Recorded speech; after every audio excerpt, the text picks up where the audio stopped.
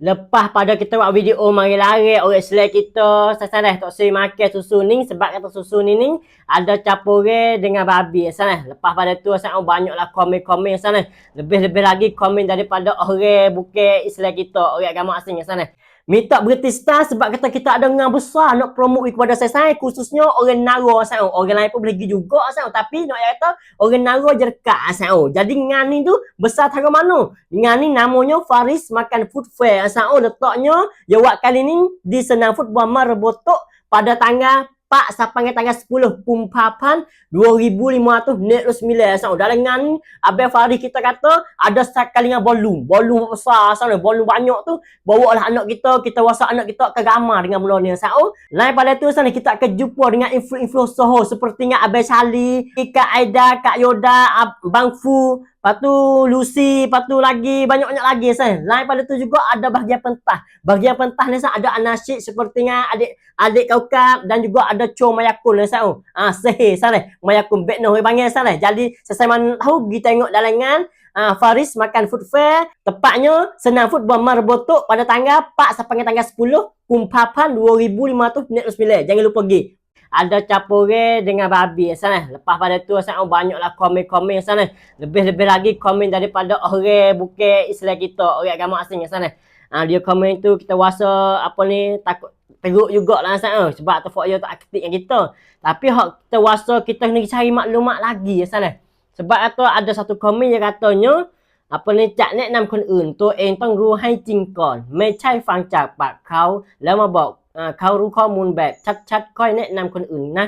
Dia kata lagu tu sana. Jadi apa ni sebab kata maklumat kita ambil hari tu sana daripada page Kungfu Tik Din sana. Kita rasa page dia tu apa ni maklumatnya penuh dah sana. Maklumatnya penuh jelas dah.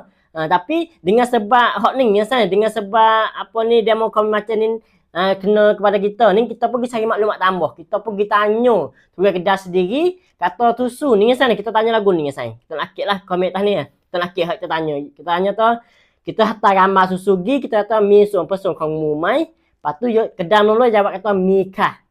Manakala kedai yang kedua pula sana kita pergi tanya soalan sama sana. Kita kata mi suam person kong mu mai, kita hantar gambar gi lah.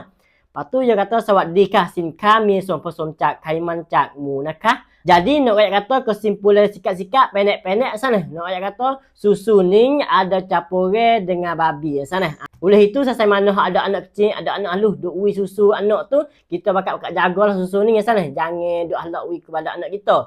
Sungguh pun sana susu ni buat ui orang tu sembun, buat ui orang tu tubuh sungguh sana, buat ui budak tubuh sungguh. Nak kata jadilah susu ni tapi bagi Islam kita ni kita kena jaga sana. Lepas tu bomo sendiri pun lagi royak sana. Video lepas tu kita pasal royak dah kata bomo sendiri.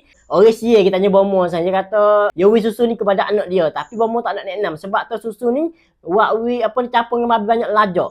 Bomo neknam kata makan hak sia kita lah lebih baik sana. Tu jadi bomo bukan orang selai kita lagi pun dia tak ada neknam. Untuk budak campur dengan babi banyak lajak sana. Pas kita sana. Kita ni orang selai kita ni ada babi sikit pun tak boleh nak makan dah sana. Oleh itu sana jaga-jaga molek sana. Lepas tu satu maklumat lagi, susu ni sana sebenarnya video terlepas kita kata mari daripada Cina. Sebenarnya dia mari daripada Jepun, mari daripada Jepun sana. Tu jadi kita nak ukar maklumat sini sikit sana. Jadi saya mana ada anak kecil, janganlah duk susu ni kepada anak kita sana. Sekadar saya wassalamualaikum warahmatullahi wabarakatuh.